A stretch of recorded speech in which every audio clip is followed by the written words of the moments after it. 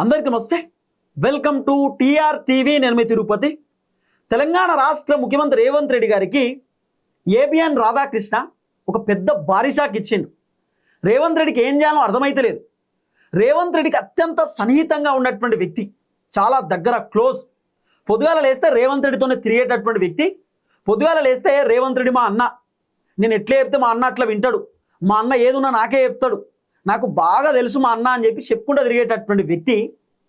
ఆయన శంషాబాద్ మండలం షాపూర్ గ్రామం దగ్గర 94 ఎకరాల ప్రభుత్వ భూమికి సుటివెచ్చిండట. 94 ఎకరాల ప్రభుత్వ భూమిని ఖతం చేయడానికి రేవంత్ రెడ్డికి అత్యంత దగ్గరున్నటువంటి ఒక వ్యక్తి ప్రయత్నించిండు అనేది వినబడుతున్నటువంటి చర్చ. సుమారు ఆ భూమి విలువ 1000 కోట్ల రూపాయలు. 1000 కోట్ల రూపాయలు విలువ చేసేటటువంటి భూమిని రేవంత్ రెడ్డికి అత్యంత సన్నిహితమైనటువంటి వ్యక్తి ఎంఆర్ఓ త్రూ ప్రైవేట్ వ్యక్తులకు దారాదత్తం చేయడానికి పూర్తి స్థాయిలో సిద్ధమైతే ఈ విషయాన్ని ఏబిఎన్ రాధాకృష్ణ తన పేపర్లో రాసుకుంటూ వచ్చిండు. ఏబిఎన్ రాధాకృష్ణ తన వెబ్సైట్లో రాసిండు, తన మీడియా కథనాలు చేసిండు. రాధాకృష్ణ ఎందుకు ఈ వార్తను తెరపకి తీసుకొచ్చిన question mark. Revanth Reddy very close ఉంటాడు రాధాకృష్ణ. పొద్దుగాల లేస్తే రేవంత్ రెడ్డిని ఊకే పొగుడుతూ ఉంటాడు. రేవంత్ రెడ్డి మస్తు పరిపాలన చేస్తున్నాడు, అద్భుతంగా పరిపాలన చేస్తున్నాడు, మంత్రులే ఫెయిల్ అయ్యారు, రేవంత్ రెడ్డి వల్ల మొత్తం కాంగ్రెస్ మళ్ళీ అధికారంలోకి వచ్చేటట్టున్నది, రేవంత్ రెడ్డి గ్రేట్ లీడర్ అని చెప్పి ఏబిఎన్ రాధాకృష్ణ పొద్దుగాల లేస్తే రేవంత్ రెడ్డిని పొగుడుతాడు. అలాంటి రాధాకృష్ణ మరి ఎందుకు ఈ వార్త రాసింది అనేది ఒక పెద్ద ప్రశ్న. ఇప్పుడు రాధాకృష్ణ మళ్ళా చాలా క్లియర్గా చెప్పిండు, రేవంత్ రెడ్డికి అత్యంత సన్నిహితమైనటువంటి వ్యక్తి, రేవంత్ రెడ్డి వెరీ క్లోజ్, ఆయనే ఈ దందాలో పాల్గొన్నాడు అని చెప్పి కూడా ఏబిఎన్ రాధాకృష్ణ ఈ వార్తను రాసుకుంటూ వచ్చిండు. అసలు ఏం జరిగింది ఏం కథ అనేది పిన్ టు పిన్ నేను మాట్లాడేటటువంటి కార్యక్రమం చేస్తా. చాలా క్లియర్గా ఈ వీడియో లాస్ట్ దాకా చూడుర్రి. అసలు కాంగ్రెస్ ప్రభుత్వం వచ్చిన తర్వాత రేవంత్ రెడ్డి పేరు చెప్పి, రేవంత్ రెడ్డి నాకు క్లోజు, రేవంత్ రెడ్డి మా అన్న, రేవంత్ రెడ్డి మా దేవుడు, రేవంత్ రెడ్డి ఇక నాకు అన్ని అని చెప్పి రకరకాల రేవంత్ రెడ్డి పేరు చెప్పి కబ్జాలు పెట్టడం, దందాలు చేయడం, ఇసుక దందా, రకరకాల వాళ్ళని వీళ్ళని ఇన్ఫ్లుయెన్స్ చేసి భయపెట్టడం, రకరకాల కథ నడుస్తుంది తెలంగాణలో. ఏమనంటే రేవంత్ రెడ్డి నాకు క్లోజ్, రేవంత్ రెడ్డి మా అన్న, నేను పోతే రేవంత్ రెడ్డి కలుస్తాడు, రేవంత్ రెడ్డితో ఒక 2-3 సార్లు వేరే వాళ్ళు ఫోటోలు దిగుతారు, సోషల్ మీడియాలో పెట్టుడు, నేను ఎట్లా చెప్తే మా అన్నట్టు తింటాడు, నేను ఏది చెప్తే మా అన్నట్టు తింటాడు అని చెప్పి రేవంత్ రెడ్డి పేరు వాడుకొని రకరకాల దందాలు చేయడం. మరి ఇప్పుడు రేవంత్ రెడ్డికి అత్యంత సన్నిహితమైనటువంటి వ్యక్తి అని చెప్తున్నారు. మరి దీంట్లో రేవంత్ రెడ్డి పాత్ర ఏమన్నా ఉందా, రేవంత్ రెడ్డికి ఏమన్నా తెలుసా ఇదంతా, లేకపోతే రేవంత్ రెడ్డి అన్నదమ్ములు ఏమైనా దీంట్లో ఇన్వాల్వ్ అయ్యారు అనేది క్వశ్చన్ మార్క్ ఇప్పుడు. ఎందుకంటే ఒకానొక టైంలో కాంగ్రెస్ పార్టీ మంత్రి కొండా సురేఖ వాళ్ళ బిడ్డ చెప్పింది, రేవంత్ రెడ్డి అన్నదమ్ములు కబ్జాలు పెడుతున్నారు, దందాలు చేస్తున్నారు అని చెప్పి కొండా సురేఖ బిడ్డ కొండా సుష్మిత పటేల్ చెప్పినటువంటి ఆ మాట కూడా మనం విన్నాం. కాబట్టి మరి రేవంత్ రెడ్డి అన్నదమ్ముల హస్తం ఏమన్నా ఈ భూమి కబ్జాలు ఏమైనా ఉందా అంటే 94 ఎకరాలు ఖతం చేసే దాంట్లో రేవంత్ రెడ్డి అన్నదమ్ముల వాళ్ళ హస్తం ఏమన్నా ఉండొచ్చా అనేటటువంటి ఒక చర్చ అవుతుంది. రేవంత్ రెడ్డి అది కూడా కన్ఫర్మేషన్ చేసుకున్నాడట, లేదు మీ అన్నదమ్ములకు సంబంధించిన ఇష్యూ దీంట్లో ఏం లేదు, మీ అన్నదమ్ములు ఇన్వాల్వ్ కాలేదని చెప్పి రేవంత్ రెడ్డికి వేరే వాళ్ళు చెప్పిరు అనేది కూడా కొంత వినబడుతున్నటువంటి అంశం. సరే, ఒకసారి పిన్ టు పిన్ ఈ విషయాన్ని మీతో డిస్కస్ చేసేటటువంటి కార్యక్రమం చేస్తా. ఇగో భూమి విలువ ప్రతిష్టాత్మకమైన హై స్పీడ్ కారిడార్ జంక్షన్, భారీ బస్సు టెర్మినల్ వస్తున్న ఈ ప్రాంతంలో రియల్ ఎస్టేట్ ధరలు విపరీతంగా పెరిగాయి. మార్కెట్ ధరల ప్రకారం ఈ ల్యాండ్ స్కామ్ విలువ సుమారు 1000 కోట్లకు పైగా ఉంటుందని అంచనా. 94 ఎకరాలకు 1000 కోట్ల కంటే పైన ఉంటుందట. అంటే రేవంత్ రెడ్డి క్లోజ్ ఉన్నటువంటి వ్యక్తి 1000 కోట్లకు సుటి పెట్టిందంటే ఎంత పెద్ద కథ చూడు. రేవంత్ రెడ్డికి క్లోజ్ ఉండేటటువంటి వ్యక్తి 1000 కోట్ల రూపాయల దంద ఎత్తుందంటే ఇక కాంగ్రెస్ పార్టీ మంత్రులు, కాంగ్రెస్ పార్టీ ఎమ్మెల్యేలు, కాంగ్రెస్ పార్టీ ఎమ్మెల్సీలు, కాంగ్రెస్ పార్టీ ఎంపీలు ఇక వాళ్ళు ఏ నమూనాన ఇసొంటి చేస్తున్నారు అనేది ఇక మీ ఊకే నేను వదిలేస్తున్నా. మరి ఈ వార్త ఇప్పుడు తెరపైకి రానటువంటి వార్తలు మస్తుగున్నాయి. ఇంకా ప్రభుత్వంలో తెరపైకి రానటువంటి వార్తలు. ప్రధాన ఆరోపణలు ఏమిటంటే ప్రభుత్వ భూమి బదిలీ. రికార్డుల్లో స్పష్టంగా ప్రభుత్వ భూమిగా ఉన్న 94 ఎకరాలను ఇప్పటికీ అక్రమంగా ప్రైవేట్ వ్యక్తుల పేరిట మార్చేశారని ఏబిఎన్ కథనంలో ఆరోపించారు. 94 ఎకరాలు ప్రభుత్వ భూమి అని ఉంటే ఆ ప్రభుత్వ భూమిని కాస్త ప్రైవేట్ భూమి లెక్క మార్చేసిరట. ఆల్రెడీ ప్రైవేట్ భూమి అని చెప్పి మార్చిపడేసిరు. భూమి మొత్తం గవర్నమెంట్ భూమి, ప్రైవేట్ వ్యక్తుల పేర్ల మీద ట్రాన్స్ఫర్ చేసేసారు. భూమి ఆల్రెడీ మార్చేసిరట. 1000 కోట్ల రూపాయలట విలువ చేసేటటువంటి భూమి. ఏం తమాషిది? కేసీఆర్ ఉన్నప్పుడు గవర్నమెంట్ భూముల మీద పడ్డారు, గవర్నమెంట్ భూముల మొత్తం అమ్మకదొబ్బిరు. ఇప్పుడు రేవంత్ రెడ్డి వచ్చిన తర్వాత కూడా మొత్తం గవర్నమెంట్ భూముల మీద పడ్డారు. ఏంది ఇది? అంటే గవర్నమెంట్ భూమి ఉంచరా? రేవంత్ రెడ్డి ఏమో భూములు లేవు మంచనీకి, మా దగ్గర భూములు ఏం లేవు ఇయనీకి అని చెప్తాడు. మరి ఉన్న గవర్నమెంట్ భూములన్నీ ప్రైవేట్ వాళ్ళకు దారాదత్తం చేస్తుంటే గవర్నమెంట్ భూములు ఏడుంటాయి సార్? ఎందుకు యాక్షన్ తీసుకోరు? ఎవరైతే కబ్జా పెట్టు ఇమీడియట్ తీసుకుపోయి లోపడేయండి చూద్దాం, ఒక విచారణ జరిపేయండి చూద్దాం. ఇప్పుడు విచారణకు ఆల్రెడీ వేసిరు, ఏసీబీ విచారణ, యాంటీ కరప్షన్ బ్యూరో విచారణ జరుగుతున్నది. ఎంఆర్ఓని సస్పెండ్ కూడా చేసిరట. ఇంకా మీకు చాలా విషయాలు నేను చెప్తా వినుర్రి. మరో 176 ఎకరాలపై కన్ను. దీనికి తోడు అదే ప్రాంతంలో ఉన్న మరో 176 ఎకరాల ప్రభుత్వ భూమిని కూడా అన్యాక్రాంతం చేయడానికి ప్రైవేట్ వ్యక్తులకు కట్టుబెట్టడానికి రెవెన్యూ భాగంలో ఫైళ్లు సిద్ధమయ్యాయని పేర్కొన్నారు. మొత్తం కలిపి దాదాపు 270 ఎకరాల భూదందా నడుస్తుందని ప్రసారం చేశారు. ఇందులో ఉన్న కీలకమైన వ్యక్తులు ఎవరున్నారు దీంట్లో ఈ కబ్జాలో అనేది మీకు చెప్తా. రాజకీయ అండదండలు. ఈ ల్యాండ్ స్కామ్ వెనుక ప్రభుత్వ పెద్దలకు మరియు ముఖ్యమంత్రి రేవంత్ రెడ్డికి అత్యంత సన్నిహితుడుగా చెప్పుకునే ఒక సొసైటీ వైస్ చైర్మన్ ఉన్నట్లుగా ఏబిఎన్ కథనం పేర్కొంది. సొసైటీ వైస్ చైర్మన్ అంటే ఇక నేను చెప్పను, రేవంత్ రెడ్డి ముఖ్యమంత్రి అవుడుతోటే ఫస్ట్ రేవంత్ రెడ్డి చైర్మన్ పదవి ఎవరికి ఇచ్చిరో అది మీకే తెలవాలి. నామినేటెడ్ పోస్టో లేకపోతే చైర్మన్ పదవిలో రేవంత్ రెడ్డి ముఖ్యమంత్రి అవుడుతోటి ఎవరికి ఫస్ట్ పదవి ఇచ్చిండు, చైర్మన్ పదవి, నామినేటెడ్ చైర్మన్ పదవి లేకపోతే నామినేటెడ్ పోస్ట్ ఎవరికి వచ్చిందో మీకే అర్థం కావాలి. కార్పొరేషన్ చైర్మన్ పదవి ఎవరికి వచ్చింది ఏం కథ అనేది మీకే తెలవాలి. అప్పుడే మీకు ఒక అంచనా వస్తుంది. ఫైమ్ అని అంటున్నారు, ఫైమ్ అనే పేరు అయితే ఉంది, మరి అది ఎంతవరకు వాస్తవం అనేది మనకు తెలియదు. కానీ రకరకాల మీడియా ఛానల్ అయితే వినబడుతున్నది. నాకు రేవంత్ రెడ్డి వెరీ క్లోజ్, రేవంత్ రెడ్డి మొత్తం ఏదున్నా నాకే చెప్తాడు, మా అన్న రేవంత్ అన్న మొత్తం మేము క్లోజ్ ఉంటాం, అన్న కాన్వాయ్లో నా కారు తిరుగుతుంది, పొద్దుగా లేస్తే నేను మొత్తం అన్నతోటే ఉంటా, అన్నయ్య నాకు వెరీ క్లోజ్ అని చెప్పి చెప్పుకొని ఈ దందాకు పాల్పడుతున్నట్టు. మరి వాళ్ళు ఎవరో మీకే ప్రత్యేకంగా తెలియాలి, నేను ప్రత్యేకంగా చెప్పాల్సిన అవసరం లేదు. ప్రభుత్వ మద్దతుతో ఆయన ఏం చెప్తారట, ఎవరు ఈ కబ్జా పెట్టినటువంటి వ్యక్తి, 1000 కోట్ల రూపాయల భూమిని ప్రైవేట్ వాళ్ళకి అపయెప్పినటువంటి వ్యక్తి ఏం చెప్తారట అంటే, ప్రభుత్వ మద్దతు నాకుంది, నేను చూసుకుంటా అంటూ సదరు వ్యక్తి ఇచ్చిన భరోసాతోనే అధికారులు చట్టాలను ఉల్లంఘించారని ఆరోపించారు. ఆయన చెప్తారట, రేవంత్ రెడ్డి ఫుల్ సపోర్ట్ ఉన్నది, నాకు ప్రభుత్వం ఫుల్ సపోర్ట్ ఉన్నది, నేను ఏం చేసినా నడుస్తుంది, నేను చెప్పినట్టు చేయమని చెప్పి ఆ వ్యక్తి చెప్తే అప్పుడు ఎంఆర్ఓలు పేపర్లు అటు ఇటు తారుమారు చేసి ఉన్న పేపర్లను ఖతం చేసి గవర్నమెంట్ భూములన్నీ ప్రైవేట్ ఓన్ చేతిలో పెట్టుడు. ఎంత పెద్ద దందా ఇది, ఏందన్నట్టు ఈ కథ. ఇవో నిబంధనల ఉల్లంఘన. సాధారణంగా ఇలాంటి ప్రభుత్వ భూములు బదిలీకి రెవెన్యూ కార్యదర్శి లేదా CCLAల నుంచి ఉన్నత స్థాయి ఉత్తర్వులు రావాలి.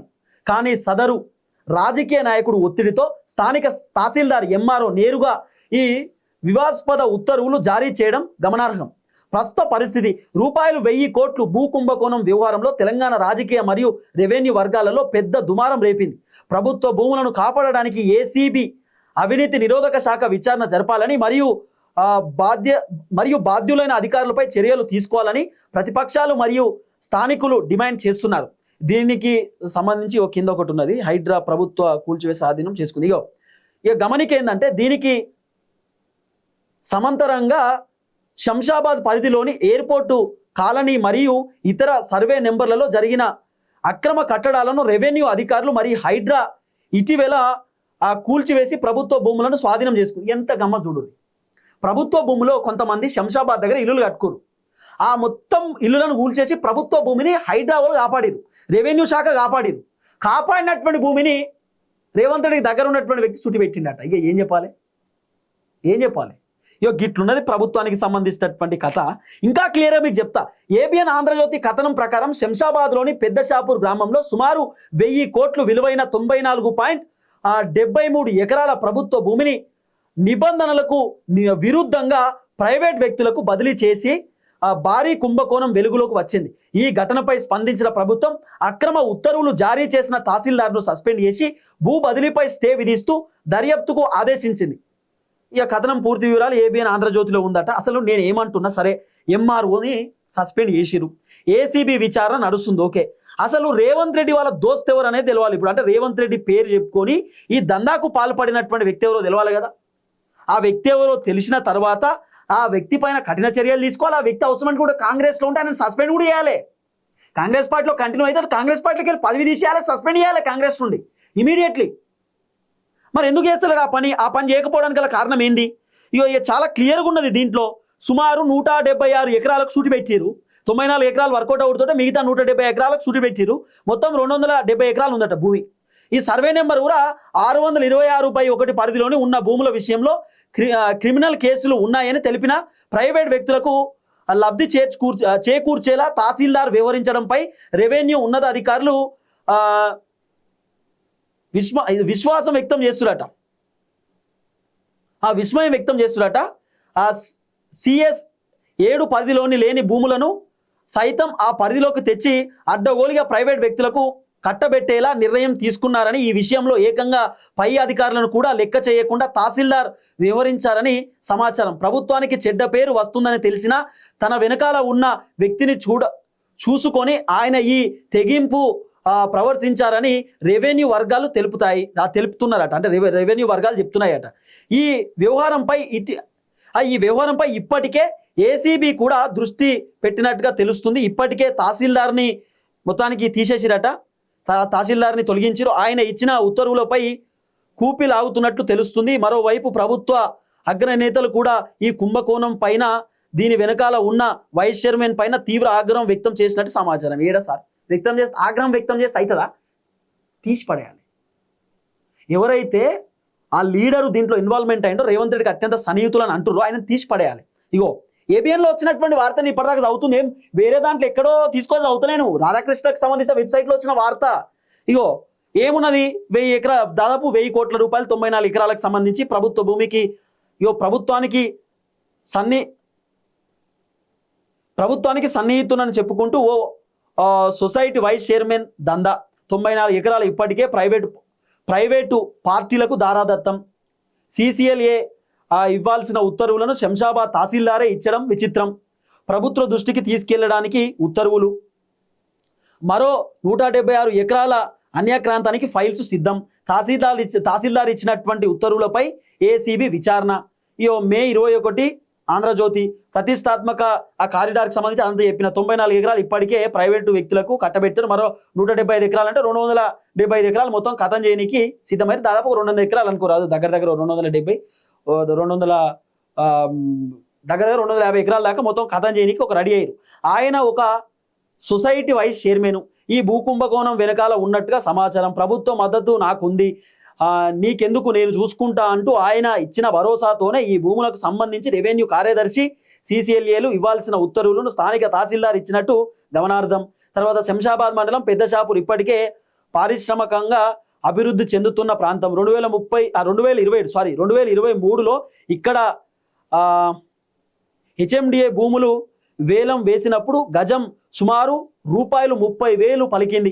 ఇక్కడ ఎకరం ధర సుమారు 5 నుండి 8 కోట్ల దాకా ఉంది. ఇప్పటికే ప్రైవేటు పార్టీలకు దారాదత్తం చేసిన 94 ఎకరాల ప్రభుత్వ భూములతో పాటు అన్యాక్రాంతం చేయడానికి సిద్ధంగా ఉన్న 176 ఎకరాలు కూడా కలిపితే మొత్తం భూముల విలువ 1000 కోట్లకు పైగా మాటేనట. పెద్ద షాపూర్ పరిధిలోని ఆర్డర్ పాస్ చేసిన 94.73 ఎకరాల భూమి సర్వే నెంబరు 172 నుంచి 180 వరకు మీద గతం నుంచి వివాదాలు ఉన్నాయి. ఇది ప్రభుత్వ భూమిగా రికార్డులో ఉన్నందున దీనిపై నిర్ణయం తీసుకోవాలంటే ప్రభుత్వ స్థాయిలో జరగాలట. అంటే దీనిపైన మనం నిర్ణయం తీసుకోవాలంటే ప్రభుత్వ స్థాయిలో నిర్ణయం తీసుకోవాలంటే పెద్ద అధికారులే నిర్ణయం తీసుకోవాలి. రెవెన్యూ శాఖకు సంబంధించిన పెద్ద అధికారులు నిర్ణయం తీసుకోవాల్సిన అవసరం ఉంటుంది. ఇది ప్రభుత్వ భూమిగా రికార్డులో ఉన్నందున దీనిపై నిర్ణయం తీసుకోలేకపోతున్నారు. ప్రభుత్వ స్థాయిలో జరగాలి. ప్రైవేట్ వ్యక్తులపై ఆ భూములకు క్లియరెన్స్ చేస్తే కలెక్టర్ ద్వారా తహసీల్దారు ఆ విషయాన్ని ప్రభుత్వ దృష్టికి తీసుకెళ్లాలి. కానీ ఈ కేసులో శంషాబాద్ తహసీల్దారే CCLAల అవతారం ఎత్తడం చాలా విచిత్రంగా ఉందట. తన వెనుక ఒక సొసైటీ వైస్ చైర్మన్ ఉన్నారనే భరోసాతోటి జరిగాయని చెప్తున్నారు. ఈ భూములను ఒక పార్టీకి కట్టబెడుతూ ఉత్తర్వులు ఇచ్చారు. ఈ ఏడాది ఫిబ్రవరి 28న ప్రొసీడెన్స్ జరిగాయని సమాచారం. ఇది రెవెన్యూ వర్గాలలో చర్చకు దారితీస్తుంది. దీనిపై కోర్టు నుంచి ఇప్పటి వరకు ఫైనల్ డిగ్రీ కూడా రాలేదని తెలిసిన కోర్టు పేరు చెప్పి ఉత్తర్వులు ఇవ్వడంపై చర్చ జరుగుతుంది. ఎంత పెద్ద కథ చూడురు, ఏంది కథ, గింత ఘోరం ఏందండి. నేను రేవంత్ రెడ్డికి నేను క్లోజు, నా వెనకాల ప్రభుత్వం ఉన్నదని చెప్పి గింత దండ చేస్తుంటే ఏం చేస్తుంది ప్రభుత్వం? ఫస్ట్ తహసీల్దార్ని తీసేసుడు పక్కన పెట్టుర్రి. ఎవరైతే నాకు రేవంత్ రెడ్డి తెలుసు, రేవంత్ రెడ్డి క్లోజ్ అన్నటువంటి వ్యక్తి ఎవరైతే ఆయన తీసేయాలి. ఫస్ట్ ఆయనను పీక్ పడేయాలి. అప్పుడు అందరికి బుద్ధి వస్తుంది. సరే ఏది ఏమున్నా ఏబిఎన్ రాధాకృష్ణ రేవంత్ రెడ్డి పైన ఒక బాబు వెలిచిండు. ఏబిఎన్ రాధాకృష్ణ రేవంత్ రెడ్డి కొంప ముంచిండు. మరి ఈ పంచాయతీ ఎక్కడ దాకా పోతుంది ఏం కథ అనేది చూడాలి. మొత్తానికి ప్రభుత్వం మాత్రం ఏసీబీ విచారణ చేస్తున్నారు. సో విచారణలో ఇంకా ఏం అంశాలు బయటకు వస్తాయో తెలియదు. తహసీల్దార్ కూడా ఆయన దగ్గరికి ఎవరు పోయారు, ఏం జరిగింది, తహసీల్దార్కు ఎవరు చేపించారు, తహసీల్దార్ని ఎవరు భయపెట్టారు, ఏం జరిగింది ఏందనేది మొత్తం తహసీల్దార్ ఎంఆర్ఓ కూడా పూర్తి స్థాయిలో ఏసీబీ అధికారులకు ఇన్ఫర్మేషన్ ఇచ్చినట్టు. ఆ ఇన్ఫర్మేషన్ ప్రకారం ఇప్పుడు విచారణ జరుగుతున్నటువంటి పరిస్థితి. చూద్దాం ఏం జరగబోతుంది. దయచేసి వీడియో అందరికి షేర్ చేయండి. అందరికీ నమస్తే, థ్యాంక్ యూ సో మచ్. జై తెలంగాణ.